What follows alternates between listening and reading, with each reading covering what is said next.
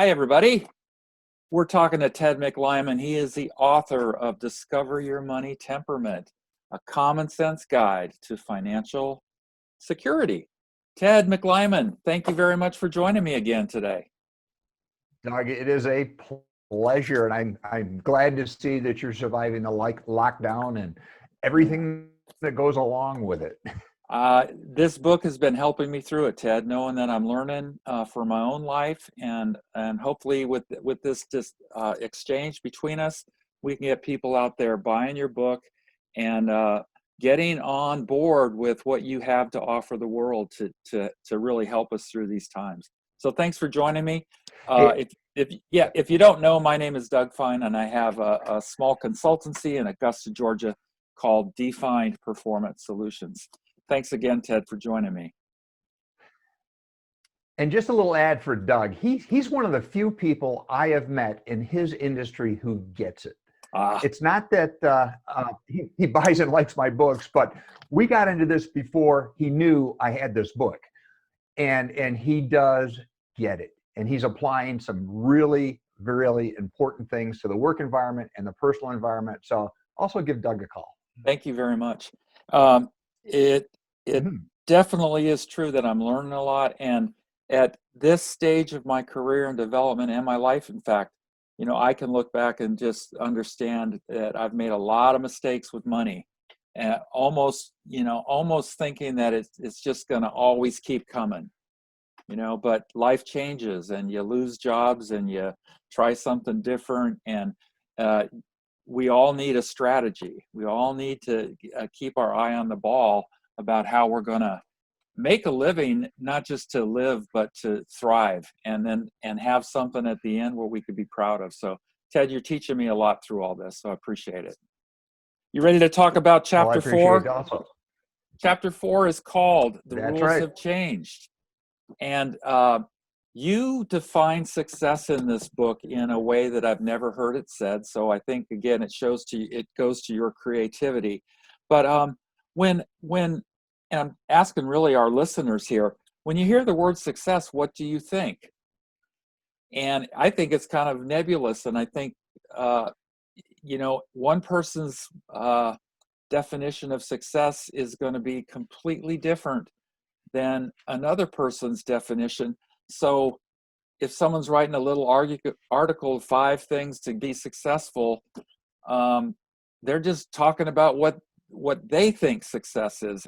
And Ted, would you be willing just to share? Do you want me to remind you how you define success? Because I just think it's brilliant.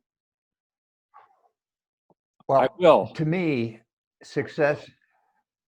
Well, why don't you do it, and then we'll talk about it. Fair enough. Just make sure I got the right one. Yes. I love the way he defines success in this book. Success is peace of mind in your chosen lifestyle. Peace of mind in your chosen lifestyle. Right out of here. That Go ahead, just talk about it for a that while, is Ted. yeah, that's an incredibly simple sentence that took me weeks to write. That kind of encapsulates my philosophy, my values, economics, behavioral economics, and success in a single sentence. Success is peace of mind. You have to have your act together. You have to have things moving in the right direction in a way that works for you, the way you're wired, your behavior, your surroundings, and whatever. Peace of mind. And I don't know what that is because that's an individual definition. Mm-hmm. In your chosen lifestyle.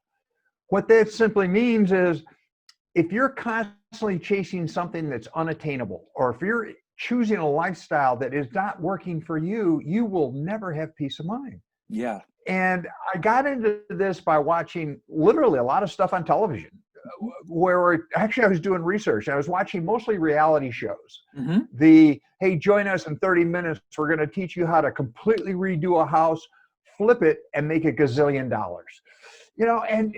And if you do that, you're going to be incredibly happy and live like I do. Well, our minds actually buy into that. It's called mirror neurons. But what it is, it's a fallacy. It's artificial. I think in our culture in particular, we spend an inordinate amount of time chasing somebody else's definition of success. And it starts usually at home when you start getting inundated with not only real but subliminal cues as to what it means to be fill in the blank. And there's a lot of pressure that happens there. And I just throw this out to you. How many people went to college that really shouldn't have been there? How many people pursued a degree they're not using? How many people have gotten into a position and they found out this is wrong? Um, when I started working with a lot of people as my financial planning practice, I worked with a lot of people getting ready to retire. Mm-hmm. And the advice I used to give them is it takes 3 years to retire. It takes a year to decide to do it. Yes, no, pros and cons, get everything in order. It takes a year to do it, to go out there, to find out, do you have the right clothes, is the culture right? Is this where I want to be? And then another year to find out if you're in the right place. It's not just flip the switch and go do things. It's a change of behavior, change of lifestyle. And the cultural impact is significant. Let me give you another example. Success. Get a great education, work hard, get a great job, work hard, retire well. How is that working out? I would say today, for most people, particularly today at the end of this week, not as well as they thought it would. Absolutely. So we have to have a new definition. And Ted, that's the name of the chapter. The rules have changed, and I love how you've put it to me in the past. It's like sometimes you might think that I did everything right. If you want to put it that way, it's my responsibility, but I did everything right. I went to college, was a naval officer, got my MBA, went into healthcare executive positions, leadership positions, things like that. And I'm not where I want to be, even after all that, if you know what I mean. Mm-hmm. And I put myself in these places sometimes, and then stuff happens too. And what's really happening right now is really, really amazingly troublesome, because lots of people have lost their jobs, and companies don't know, companies are going away, and it's really kind of a frightening time. And I think probably, Ted, when you're talking about the rules have changed, they're changing as we speak because of this COVID-19 thing. Exactly. I can remember as a financial advisor, when I first got started, I worked with folks that are getting ready to retirement. They were in their late 60s. Their house was paid for, no debt, insurance plan, savings account, kids worked within walking distance, full pension, Social Security, and they're going to live 5 years because they smoke and drink like mad. Okay, that was a completely different problem than you see today. There's been structural change. And what I mean by that is the concept of work is different today than it was just 4 or 5 years ago. We know, and the pandemic is a great example, an event we have no control over in a far off place could instantaneously change your lifestyle. So that could be a medical event. It could be a political event. Somebody walking point in North Africa or some other crazy place starts a war. We don't even know about it. It could be a change in technology. We're using technology now that didn't exist 4 or 5 years ago, which is going to fundamentally change the workforce. And it could be a software where you're eliminated, either software or a robot, or your job is kind of been redefined, and the skill set necessary to do what you've been doing for a long time now can be outsourced through a third world country, or you can be replaced at half the salary with somebody with half the education. Yes, that's and half the age, so So you've got to learn how to deal with this. And when dealing with this problem, I believe some of the issue is our school system. In my opinion, it's still pretty much a post-World War II model to train you to do one thing to be a good employee someplace. But in today's economy, what you have to understand is you are accountable and responsible for everything you do and fail to do. And it hit me writing the book that the best metaphor I could come up with is you are self-employed. Whether you like it or not, you are self-employed. There are being people laid off today that thought they would never be laid off in industries they thought were absolutely rock solid and protected and inflation proof and immune from everything, and they're being laid off, their jobs are being restructured. So first thing is, as a business owner, you are the CEO of you. The name of your business is You Inc. And you have to go to work every day with the mindset that I'm in charge. Yes. And I can impact the outcome by what I do and fail to do. And it starts with your value set, knowing your temperament, how you process information and the like, and moving forward to achieve what's important to you in your chosen lifestyle. But you are self-employed. So think of yourself as a business. What's a business do? Doug, you're self-employed. What's the rules? The rules are, you have to have a board that gives you good advice.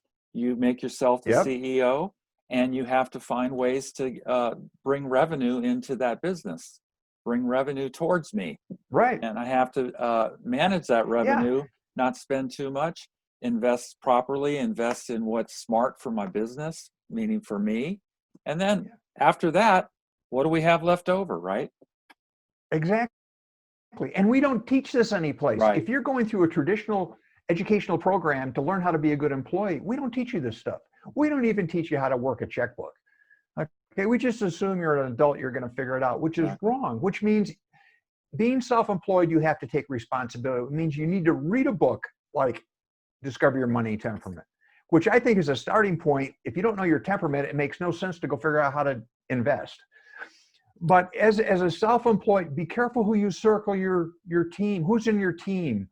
Are they supporting your values, or are you supporting their values? A business is nothing more than a system. It's input, process, and output. Input is, what are you good at? What is your passion? Where can you add value? Then how do you manipulate this information, being it working with your hands, your mind, whatever? But how do you add value to the marketplace so people are willing to give you a fee, a commission, a salary, a wage, or something? Then the acid test. What do you do with it? At the end of the day, you put money back into your business to help it grow. That's investing in yourself. Human capital. You're buying a book like mine. You're reading the book. You're buying the training that goes along with it because you're investing in yourself. Then you take part of that and you put it aside for the future. Exactly. You have a short-term savings account for emergencies. You live within your means, and then you invest for the long run where you want to build your business, and that's called build your net worth. Yeah. And you can only do that if you know what's coming in, how you work with money, what your expenses are, and what you have left over. Ted, again, you're hitting the nail on the head. Again, your book is fantastic. It's a sweet read. It's creative. It's got some humor. And Ted, I love the way you're vulnerable in the book too. You're vulnerable in that you've made some stupid mistakes, and you have this fixation about racing bikes that it's fascinating. You would get the inside story on Ted and his bikes and the dilemmas that those bikes have caused him in his life. But it's fun. and here he is on the back. So Ted, thank you again for talking about chapter 4. The rules have changed. I hope, again, I want to encourage everybody to go get this book and learn straight from Ted. There's no budget in this book. There are very few dollar signs in this book. It's really about how we think about money, what we do with those thoughts, how we value money, decisions we make about money. And the next chapter that we're going to discuss is chapter 5. It's the first chapter in part 2 of this book, and we're going to talk about money values. So Ted, I'll see you next time, and we'll catch up on this conversation then. I love it. Thank you, Doug. Thank you.